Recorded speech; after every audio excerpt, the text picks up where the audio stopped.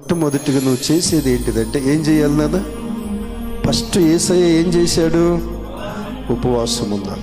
ఉపవాసం ఉన్న వాళ్ళు వాళ్ళ మాట తీరు వేరుంటుంది, వాళ్ళ ప్రవర్తన వేరుంటుంది, వాళ్ళ పద్ధతి వేరుంటుంది, వాళ్ళ నడవడి వేరుంటుంది, వాళ్ళ క్రియలు వేరుంటుంది. 10 మందిలో కూర్చున్న 100 మందిలో నిలబడ్డా ఏమండి వాళ్ళ విధానమే వేరుంటుంది. అర్థమవుతుందా నాన్న? వాళ్ళ విధానమే వేరుంటుంది, వాళ్ళ ముఖ కలయికలే వేరుంటాయి, వాళ్ళ పద్ధతి వేరుంటుంది.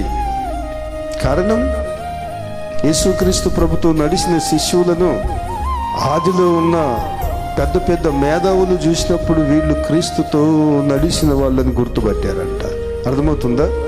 వీళ్ళు క్రీస్తుతో నడిచిన వాళ్ళని గుర్తుపట్టారు. వీళ్ళు చెప్పక్కర్లేదు, వీళ్ళు చెప్పలేదు, ఎవరు వాళ్ళే గుర్తుపట్టేశారు.